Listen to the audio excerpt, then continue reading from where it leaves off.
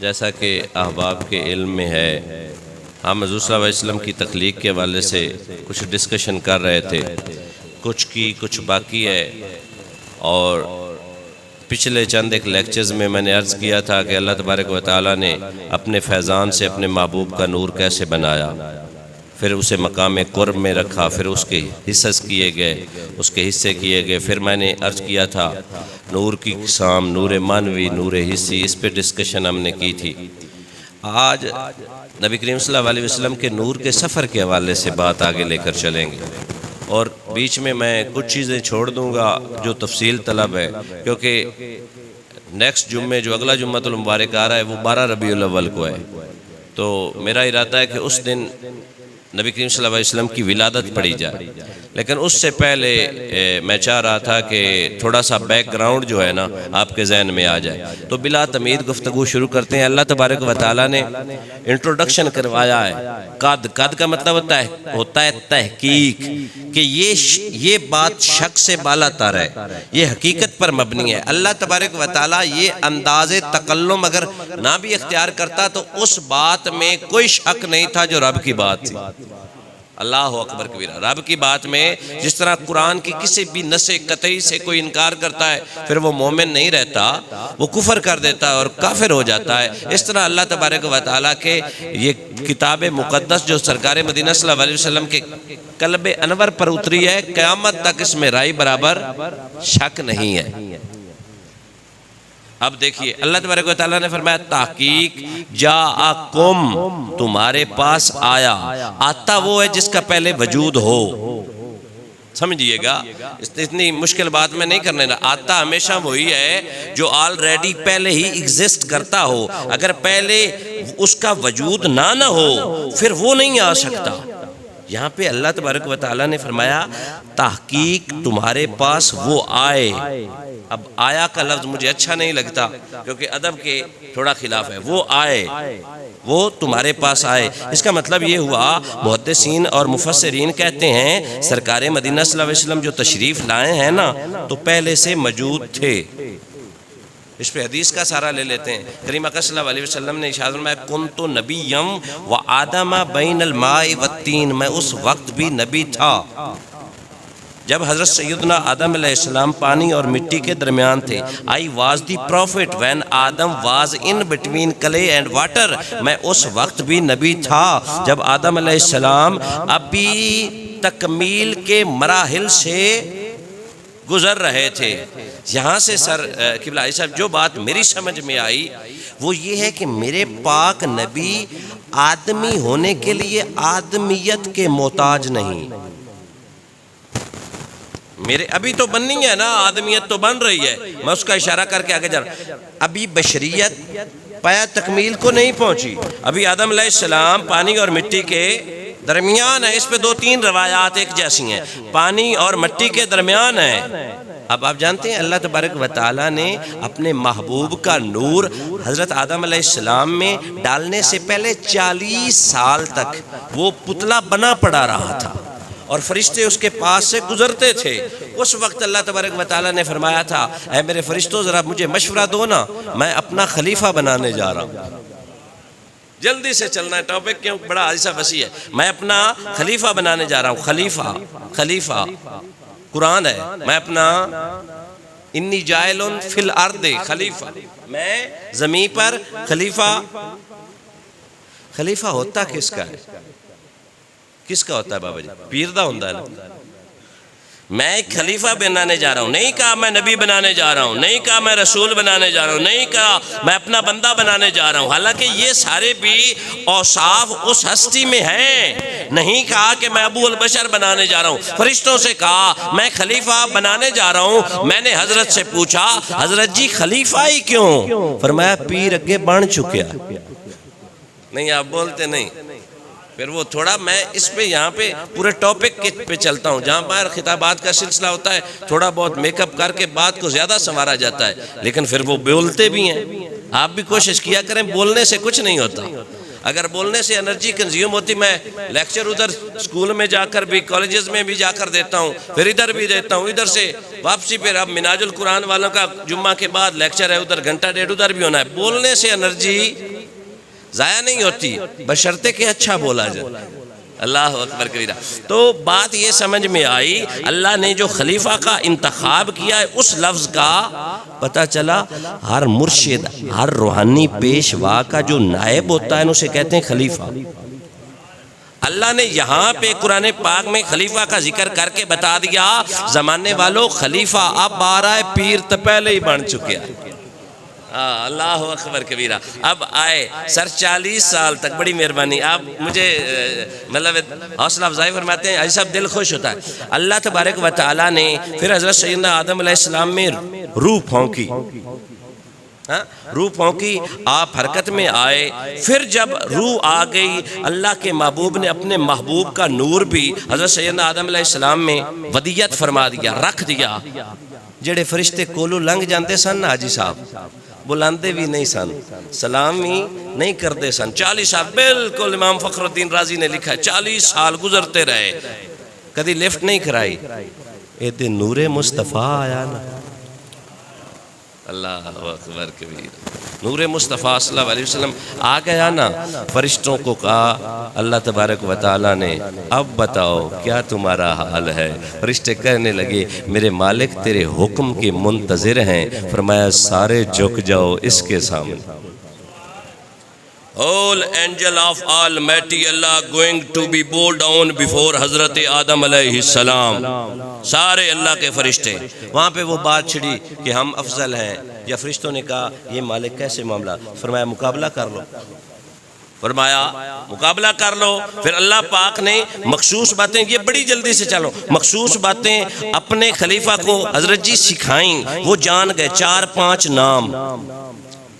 امام صفوری کہتے ہیں جو نام اللہ پاک نے حضرت سیدنا آدم علیہ السلام کو اشیاء کے سکھائے تھے نا، وہ 5 نام تھے جسے حضرت سیدنا آدم علیہ السلام کو اللہ تبارک والا نے سکھایا۔ یحمد محمد ہوا محمد، پہلا نام تھا نام محمد صلی اللہ علیہ وسلم، دوسرا نام تھا علی، تیسرا نام تھا فاطمہ، چوتھا نام تھا حسن، اور 5واں نام تھا حسین۔ توجہ ہے نا امام سوری، 5 نام یہ سکھائے گئے حضرت سیدنا آدم علیہ السلام کو۔ پھر ان ناموں کی فضیلت، ان ناموں کی برکات، ان ناموں کی شان و شوکت کا جب تذکرہ ہوا نا، فرشتوں سے کہا بتاؤ علی کون ہے؟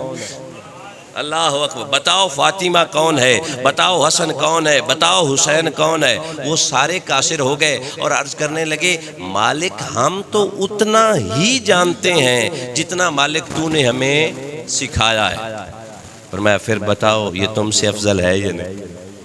کہا اب سجدہ کرو۔ پھر اللہ تبارک و تعالیٰ کے حکم پر سجدہ تعظیمی سر کیا گیا۔ پھر حضرت آدم علیہ السلام سے آگے آپ کی اولاد پروان چڑھی۔ اب نور مصطفیٰ کہاں کہاں بیان کرو۔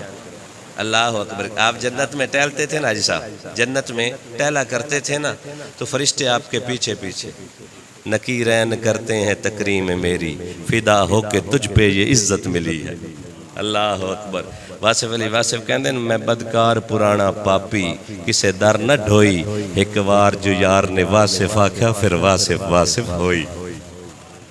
اللہ اکبر کبیرہ۔ فرشتے پیچھے پیچھے چلنے لگے، ہاں اللہ اکبر کبیرہ۔ حضرت سیدنا آدم علیہ السلام مڑ کر انہیں دیکھتے، دل میں تجسس، اشتیاق، شوق پیدا ہوا کہ یہ میرے پیچھے کیوں چلتے ہیں؟ اللہ کی بارگاہ میں عرض کی اے بار الہ، اے میرے مالک اللہ سبحانہ و تعالی ہو، یہ میرے پیچھے کیوں چلتے ہیں؟ تو فرمایا تیری پشت میں نور مصطفیٰ ہے، اس کی دید کے لیے یہ تیرے پیچھے پیچھے چلتے ہیں۔ میرے مالک مجھ میں ہے اور مجھے نظر کیوں نہیں آتا؟ مجھ میں ہے اور مجھے نظر کیوں نہیں آتا؟ تو عرض کرنے لگے مالک میرا بھی دل چاہتا ہے جس کی زیارت یہ کرتے ہیں میں بھی کروں۔ چر ہویا میں نے ترلے لیندیاں تے موڑ میرے ولواگاں، ایک وار جے خواب میری بچ آمیں میں ساری عمر نہ جاگ۔ اللہ اکبر کبیر۔ کا اشتیاق پیدا ہوا، مالک میں نے بھی دید کرنی ہے، میں نے بھی زیارت کرنی ہے۔ سر اس سے پہلے یہ عہد و پیمان ہو چکے ہیں عالم ارواح میں، وہ ٹاپک نہیں ہے نا عالم ارواح میں۔ اے میرے سارے نبیوں، اے میرے سارے رسولوں، نبوت دوں گا تب جب اپنے سے اوپر افضل میرے یار کو مان لو۔ سارا کچھ معاملات ہو چکے ہیں۔ کہا مالک میں دیکھنا چاہتا ہوں۔ فرمایا اپنے ناخن کی طرف دیکھ۔ سر جی اپنے ناخن کی طرف دیکھ۔ روایت میں آتا ہے کہ آپ نے اپنے ناخن کی طرف دیکھا نا، دونوں انگوٹھوں کے ناخن کے بل، تو نور مصطفیٰ کی جھلک آئی۔ پھر محبت تھی نا، عشق تے اگ ہک برابر، پر عشق دا سیک ودھیرا، اگ ساڑے ککھ تے کانے، عشق ساڑے تن میرا، اگ دا دارو می دا پانی، مینوں دسو عشق دا دارو کیڑا۔ یار فریدہ اتھے کچھ نو بچدا جتھے عشق اوراں دا ڈیرا۔ حاجی صاحب عشق اپنے فیصلے لینے میں خود مختار ہوتا ہے، وہ کسی سے پوچھتا نہیں۔ جب چوما نا، حالانکہ کوئی محدث مفکر عالم دین یہ نہیں کہہ سکتا کہ اللہ تبارک و تعالیٰ نے فرمایا ہو کہ چوم لے، عشق نے چموایا۔ ہاں چوم لے، وہ تو جبرائیل علیہ السلام کو فرمایا قبل قدم ہے کہ مصطفیٰ کے قدم چوم۔ ادھر حضرت سیدنا آدم علیہ السلام نے جب نور مصطفیٰ کی دید کی، زیارت کی نا سر، تو چوما۔ مولانا اشرف علی تھانوی صاحب وہ کہتے ہیں کہ چومنے کا ثواب تو نہیں ملتا، لیکن جو چوم کر آنکھوں کو لگاتا ہے عمر بھر اندھا نہیں ہوتا۔ میں نے آپ کو ادر سکول آف تھاٹ سے ریفرنس پیش کر دیا۔ جو چومتا ہے وہ اندھا، بولیے نا، جو چومتا ہے محمد الرسول اللہ صلی اللہ علیہ وآلہ، وہ چومنے والا کبھی اندھا نہیں ہوتا۔ چلیں وہ اپنی پرسیپشن ہے، اپنی سوچ ہے۔ تو اس لیے چوما کر کہ تو اندھا نہ ہو، ہم اس لیے چومیں گے کہ مصطفیٰ کا نام سکون لاتا۔ اللہ اکبر۔ مجھے ایک شعر بڑا مزے والا لگتا ہے، اکثر میں اپنے بچوں کو یاد کرواتا ہوں۔ میں کوشش کرتا ہوں کہ میرے بچے بھی حضور کا عشق نہ سیکھیں، اور آپ بھی کوشش کریں، ہم آپ کے ذمہ ہے یہ بات سکھانا۔ اکثر میرے بچے پڑھتے ہیں، اس سے تھوڑا چھوٹا ہے، وہ کہتا ہے لیا جب سے میں نے یہ نام محمد، بڑا لطف آیا۔ اللہ آپ کو سلامت رکھے، مل کے آپ نے بھی پڑھنا ہے بیٹا۔ لیا جب سے میں نے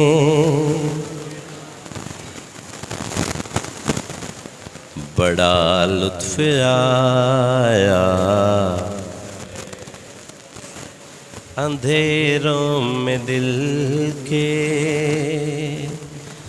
چراغے محبت، یہ کس نے جلایا۔ نمازیں پڑھے جا، اذانیں دیے جا، شب و روز سجدوں پہ سجدے کیے جا، نمازیں اسی کی، اذانیں اسی کی، جسے پنجتن کا گھرانہ۔ اللہ اکبر کبیرہ۔ چوما، اب درخواست کی میرے مالک، میں چاہتا ہوں اب یہ پشت میں نہ رہے، میری پیشانی پہ آئے۔ ہاں دیکھیں نا سر، ہمارے یہاں طریقہ کار یہ ہے، ہم اپنے بزرگوں کو نا، جو اچھی تابع فرمان اولاد ہوتی ہے نا، اولاد نرینہ جو ہوتی ہے، جو نیک اولاد ہوتی ہے، ان کے بارے میں کریم اکرم صلی اللہ علیہ وسلم نے فرمایا، یہ ٹاپک نہیں میں اشارہ کرتا ہوں، کبھی اپنے باپ کو پشت کر کر نہیں چلنا، کبھی اپنے باپ کا نام لے کر نہیں پکارنا، جب کبھی دسترخوان پہ بیٹھو باپ سے پہلے نوالا بھی نہیں توڑنا۔ These are the manners of Islam indicated by Holy Prophet peace be upon him, not here but until and unless the hereafter, the day of judgment. قیامت تک یہ اسلوب باقی رہیں گے، اور ان اسلوب سے جو انڈرگو ہو جائے گا نا، گزر جائے گا، اللہ کی عزت کی قسم ہے، اس کی نسلیں بھی سنور جائیں گی اور اس کی نسلیں اصلیں بھی سنور جائیں گی۔ یہ بتائیں نا سر، یہی مینر ہم اپنے گھروں میں اڈاپٹ کر لیں، گھر جنت نظیر بنے گی یا نہیں؟ بیٹا اب دراصل میں کہیں اور نہ نکل جاؤں، پرابلمز ہی ڈسکریپنسیز ہی تب آتی ہیں، بگاڑ تب آتا ہے جب ہم اسلام سے دور ہوتے ہیں۔ جس بیٹے کو پتا ہو کہ میرے باپ کی رضا میں رب کی رضا ہے، وہ بیٹا بلند آواز میں اپنے باپ سے بات کرے گا؟ جس بیٹے کا ایمان یقین ہو، سبق اس کو رٹوایا جائے کہ جس جنت کا تو اور میں طالب ہے نا، وہ جنت ماں کی خدمت میں میسر آتی، وہی بیٹا ماں کا دل توڑے گا، اپنی بیوی کو ماں کے اوپر فوقیت دے گا؟ ہرگز نہیں دے گا۔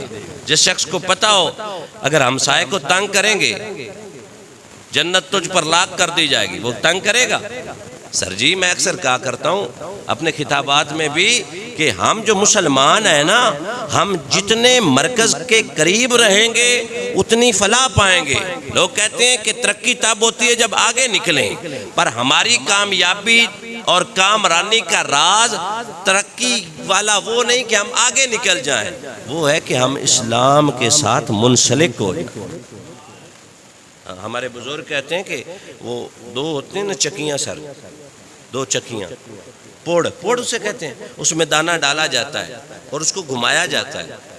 سر جی وہ دانے جو ڈنڈی کے ساتھ ہوتے ہیں نا وہ ہمیشہ بچ جاتے ہیں، ایسا ہی ہے، اور جو ڈنڈی سے دور ہوتے ہیں نا وہ آٹا بن جاتا ہے، رگڑے جاتے ہیں، وہ مسلے جاتے ہیں۔ تو پتہ یہ لگا بلا تشبیہ بلا تمثیل، پتہ یہ چلا ہم مرکز کے قریب رہیں گے تو بچے رہیں گے، مرکز سے دور جائیں گے تباہ و برباد ہو جائیں۔ اب واپس آتے عرض کی، میرے مالک میں یہ چاہتا ہوں کہ یہ نور جو نور محمد صلی اللہ علیہ وسلم ہے، اس کو پشت میں نہیں میری پیشانی میں آنا چاہیے۔ پیشانی میں آیا، حضرت آدم علیہ السلام نے تنہائی محسوس کی، تو اللہ تبارک و تعالیٰ نے سیدہ اما حوا سلام اللہ تعالیٰ علیہ کو تخلیق فرمایا۔ اس بات پہ تنازع ہے کہ ان کی رب سے پیدا ہوئی یعنی پسلی سے پیدا ہوئی تھی یا ویسے، بہرحال اس کی طرف ہم نہیں آتے۔ اللہ نے اپنی شان کے مطابق انہیں پیدا فرمایا، اب دو ہو گئے، پہلے ایک تھے اب دو۔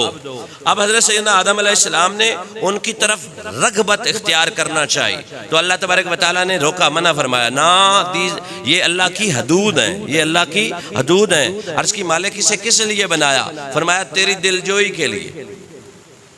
تو مالک میں اس کے قریب کیوں نہیں جا سکتا؟ فرمایا نکاح کے بغیر، بولیے نظر تجھے اجازت نہیں، تو مالک نکاح کروا دے۔ تو اللہ تبارک و تعالیٰ نے حضرت سیدنا جبرائیل روح الامین کو بھیجا کہ نکاح کرواؤ۔ حضرت سیدنا جبرائیل روح الامین نے فرمایا اے آدم علیہ السلام بتائیے آپ کے پاس دینے کو حق مہر ہے؟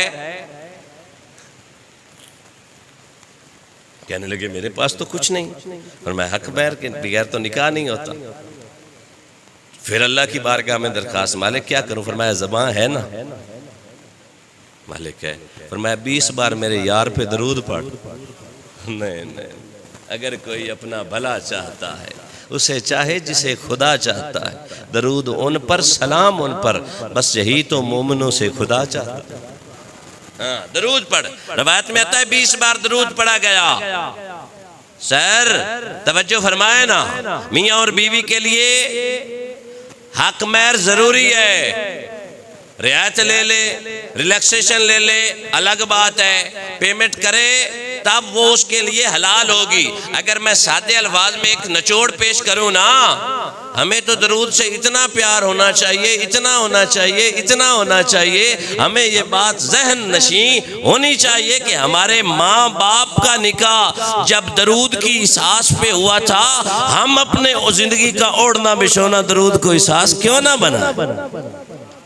ہے بات ایسی ہے، نکاح ہو گیا۔ اللہ تبارک و تعالیٰ نے انسانیت بنی نو انسانیت کی افزائش نسل کا سلسلہ چلایا، 2 بچے صبح 2 شام، بیٹا بیٹی صبح بیٹا بیٹی شام پیدا ہوتے، اور طریقہ کار یہ ہوتا جو ہی وہ پروان چڑھتے بڑے ہوتے، شام والے بیٹے کا نکاح صبح والی بیٹی سے ہوتا، صبح والی بیٹی کا نکاح شام والے، یہ طریقہ کار تھا۔ جب اولاد آگے چلی، ایک بیٹا وہ پیدا ہوا جو اکیلا تھا، حضرت شیس علیہ السلام پیدا ہوئے، ٹائم بڑا کم ہے، حضرت شیس علیہ السلام پیدا ہوئے اکیلے، حضرت آدم علیہ السلام فکر میں پڑ گئے کہ اب اس بیٹے کا جوڑا کہاں سے لاؤں گا؟ بتایا گیا تیرا بیٹا وہ بیٹا ہے جس میں نور مصطفیٰ ہے، اللہ اس میں نور مصطفیٰ، اس میں نور مصطفیٰ ہے۔ عرض کی گئی مالک اس کا جوڑ کہاں سے لاؤں؟ اللہ تبارک و تعالیٰ نے فرمایا اس کے نور کے محافظ ہم ہیں۔ We are the protector of Noor of holy prophet محمد مصطفیٰ صلی اللہ علیہ وآلہ وسلم۔ مالک میرا بیٹا جمع ہو گیا ہے، اس کی نسل آگے کیسے چلے گی، پروان کیسے چڑھے گی؟ تو جبرائیل روح الامین آئے، فرمایا اس کے لیے ہم نے جنت کی حور کا انتخاب کیا۔ سبحان اللہ کہیے نا، جنت کی حور کا انتخاب کیا گیا، جنت کی حور کا۔ اور میں نے روایات میں پڑھا ہے، کعبے کے رب کی قسم ہے، ہر باپ نے جو نور مصطفیٰ کا حامل اور متحمل تھا، اس نے اپنے بیٹے کو وصیت کی تھی کہ تجھ میں نور مصطفیٰ ہے، اسے اس شکم میں رکھنا، یعنی اس عورت سے شادی کرنا جو اس کے قابل ہو۔ آپ بات سمجھے نہیں، میں سمجھا نہیں پایا، میری نالائکی شامل حال ہے۔ حضرت شیس علیہ السلام کے لیے حور کا انتخاب کیا گیا، اس حور کے رحم میں میرے پاک نبی کا نور آیا، پھر اس حور سے آگے نسل چلی، جو بچے آئے چلتا رہا یہ سلسلہ۔ نبی کریم صلی اللہ علیہ وسلم نے فرمایا میں پاک پشتوں سے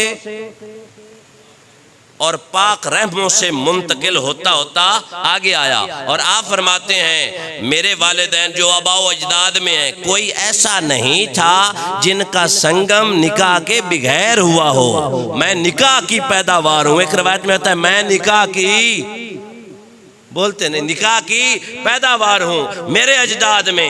حالانکہ سر جی وہ زمانہ جاہلیت تھا، وہ بڑے والا زمانہ، دور والا تو دور رہا، عرب کا یہ عالم تھا کہ گھروں کے اوپر سیاہ جھنڈے لگا دیے جاتے تھے، جسے شہوت انسانی تڑپاتی اس گھر میں چلا جاتا، اپنا مکالہ کر کے آ جاتا، اور جب وہ عورت حاملہ ہو جاتی پھر کیا جو لوگوں نے اس گھر کو وزٹ کیا ہوتا تھا اسے لائن میں کھڑا کر دیا جاتا، بیٹی ہوتی یا بیٹا ہوتا، وہ بچی یا بچہ جس طرف اشارہ کر دیتی وہ اس کا باپ بن جاتا۔ جہلیت کا عالم یہ تھا اس وقت، پر میرے پاک نبی کے شجرہ نسب کو اللہ تبارک و تعالیٰ نے کتنا محفوظ رکھا۔ آپ کے اجداد میں کوئی ایسا نہیں جس نے نکاح نہ کیا ہو، آپ کے اجداد میں، آپ کے والدین میں، آپ کی امی جان کی طرف سے کوئی ایسی عورت نہیں جو معاذ اللہ استغفر اللہ کسی غلط کام کی راکب ہوئی ہو، اس نے کوئی غلط کام کا ارتکاب کیا ہوا۔ باپ بھی نیک، بولیے نا، میں بھی نیک، باپ بھی طیب اور طاہر، میں بھی طیب اور طاہر۔ کیوں؟ یہ نور مصطفیٰ ہے۔ یار ہم روزمرہ کی زندگی میں اپنی قیمتی چیزیں اس جگہ پہ نہیں رکھتے جو رکھنے کے قابل نہ ہو۔ اللہ تبارک و تعالیٰ نے اس نور کو رکھنا تھا جس نور کو اللہ تبارک و تعالیٰ نے 70,000 سال مقام قرب میں رکھا تھا، اپنی خاص سپرویژن میں رکھا تھا، اور اس کو اگلے کی سپرویژن میں دینے کے لیے کسی کافر کے شکم کا رب انتخاب کرتا تھا۔ کعبے کے رب کی قسم ہے جو بھی میرے پاک نبی کے نور کی حاملہ بنی یا کوئی شخص متحمل بنا، سارے مومن بھی تھے اور اپنے اپنے نبی کے اسلام پر بھی تھے۔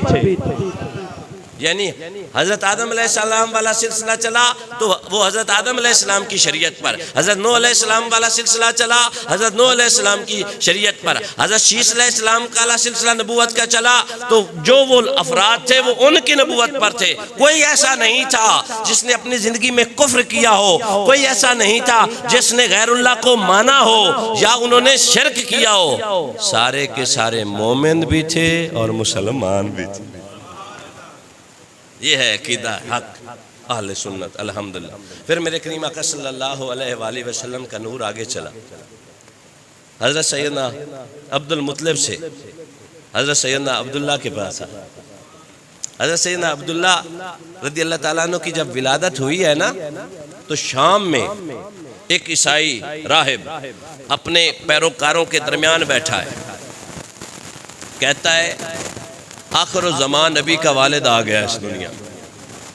اہل کتاب ہے لو، میں یہ کبھی حوالے پیش کروں نا کہ ان راہبوں نے، ان عیسائیوں نے کہاں کہاں جگہ، کس کس جگہ پر سر پیشین گوئیاں کی اور ساری کی ساری حق نکلی۔ یہاں تک کہ وہ سائنس اینڈ سمٹم بتا دیتے تھے، وقت بتا دیتے تھے۔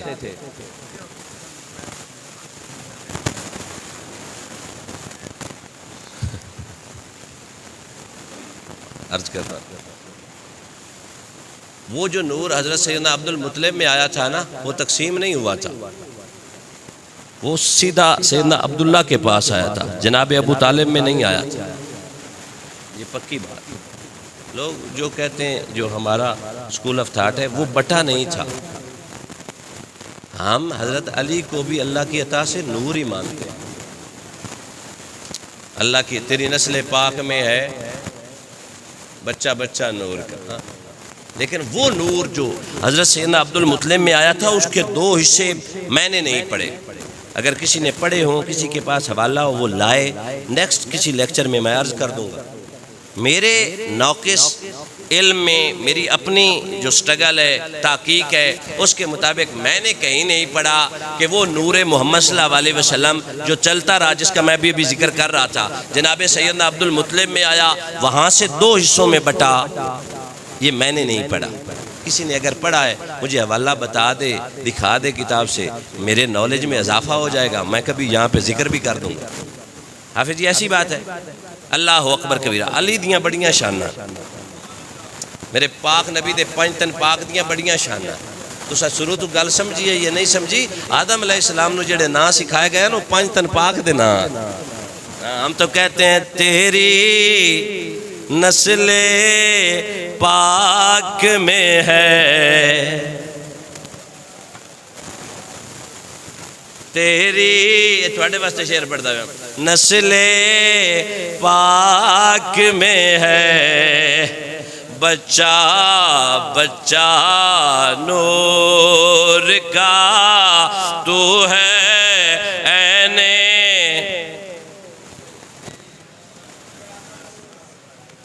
نبی کریم صلی اللہ علیہ وسلم نے یہ ارشاد فرمایا تھا، علی اور میں من نور واحد، علی اور میں ایک نور سے ہیں، علی اور میں ایک نور سے ہیں۔ نبی کریم صلی اللہ علیہ وسلم نے ارشاد فرمایا تھا، دوسرے لوگ درخت کے مختلف شاخوں سے ہیں، علی اور میں درخت کی ایک ہی شاخ سے۔ توجہ ہے نا؟ فرمایا علی اور میرا نور ایک سا، علی اور میرا نور ایک سا۔ جو آپ تقسیم کی بات کرتے ہیں میں نے نہیں پڑھا۔ توجہ ہے یا نہیں اب آپ کی؟ آگے چلا، حضرت سیدنا عبد المطلب سے حضرت سیدنا عبداللہ کی طرف آیا۔ حضرت سیدنا عبداللہ کی جب ولادت ہوئی، عیسائیوں نے، راہبوں نے ایک میٹنگ بلائی، وہ کہنے لگے جو نبوت اب تک بنی اسرائیل میں تھی اس کا باپ آ گیا ہے جس کا لخت جگر نور نظر باقی ساری شریعتوں کو رد کرے گا، اور آخر زمان نبی آئے گا، اس کی شریعت آخری ہوگی، اس پر اترنے والی کتاب آخری ہوگی، اس کے بعد کوئی نبی نہیں ہوگا۔ انہوں نے پلان کیا، وہ کہنے لگے کہ اس چیز کا کلا کما کیا جائے، روکا جائے، پر انہیں نہیں پتا تھا وہ شمع کیا بجھے جسے روشن خدا کر۔ ہاں اللہ اکبر کی میٹنگ بلائی گئی، کسی طریقے سے حضرت عبداللہ کو رضی اللہ تعالیٰ عنہ کو قتل کیا جائے۔ آپ بڑے خوبصورت تھے، اس سے تھوڑا سا پیچھے آتے ہیں۔ حضرت سیدنا عبد المطلب نا اللہ کے گھر کے متولی تھے، اس سے تھوڑا اور پیچھے آ جائیں۔ جناب حضرت سیدنا اسماعیل علیہ السلام اپنی حیات طیبہ میں اللہ کے گھر کے متولی رہے، جس سرداری آپ کی تھی۔ آپ کے بیٹے کے بعد آپ کے بیٹے کا نام تھا، آپ کے بیٹے نے وہ سرداری اپنے ننہال کو دے دی۔ آپ کے ہاں تھوڑی عبادت کی طرف رجحان تھا، آپ نے کہا، آپ کے بیٹے نے کہا کہ یہ جو ہے نا سرداری کسی اور کے دیتے ہیں۔ آپ نے اپنے ہی زندگی میں آپ کے بیٹے نے اپنے نانا کو دے دی۔ اب یہ ننہال کی طرف مکہ کی سرداری چلی گئی۔ جب ادھر چلی، ان کی نسلوں میں 2-3 سردار بڑے ایماندار رہے، لیکن جب بات آئی نا عمر کی، عمر بن حارث کی، اس نے اللہ کے گھر کے لیے جو بھی نذرانے آتے نا وہ خود کھا جاتے۔ حجاج زیارت کے لیے آتے انہیں لوٹ لیتے اور حاجیوں پر ظلم کیا جاتا رہا۔ جب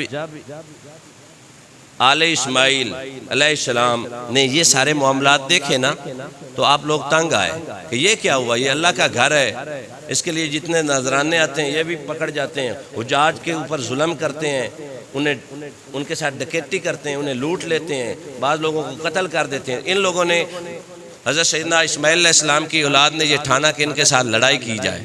عمر کے ساتھ لڑائی ہوئی، حضرت سیدنا اسماعیل علیہ السلام کی نسل کے لوگ جیت گئے، جسے ہم قریشی آج کہتے ہیں، یہ جیت گئے۔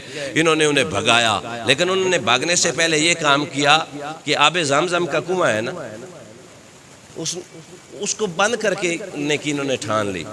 وہاں پہ حجر اسود اور رکن یمانی کو اکھاڑا، وہاں پہ 2 ہرن کے مجسمے تھے جو سونے کے بنے ہوئے تھے، جن کے اوپر ہیرے جواہرات جڑے ہوئے تھے، جو لوگ ان کی پوجا کیا کرتے تھے، پرستش کرتے تھے۔ انہوں نے سارا کچھ اٹھایا اور کچھ جنگی سامان اکٹھا کر کے ایسا اس آب زمزم کے کنویں میں ڈالا، اوپر سے مٹی بھر دی اور اوپر سے پکا بند کر دیا، بند کر کے یہ چلے گئے۔ اب آگے سلسلہ چلتا رہا۔ جب سرداری آئی نا سیدنا عبد المطلب کی، ایک دن حرم میں بیٹھے تھے تو خواب آئی، خواب میں اشارہ ہوا کہ آب زمزم کے کنویں کو کھودا جائے۔ پہلے رات خواب آیا، اشارہ ہوا، آپ کو پتہ نہیں چلا۔ دوسری رات خواب آیا، اشارہ ہوا، پتہ نہیں چلا۔ تیسری رات خواب آیا، آپ نے پوچھا وہ جگہ کا تعین کر دیا جائے جہاں سے میں نے کنواں کھودنا ہے۔ تو خواب میں بتانے والے نے بتایا ایسا کرنا، صبح تم اٹھنا، حرم کے قریب چلے جانا، وہاں ایک کوا آئے گا، وہ اپنی چونچ سے جس جگہ کو کریدے گا، اللہ اکبر کبیر، وہاں سے آپ نے کھودنا ہے، کنواں نکل آئے گا آب زمزم کا۔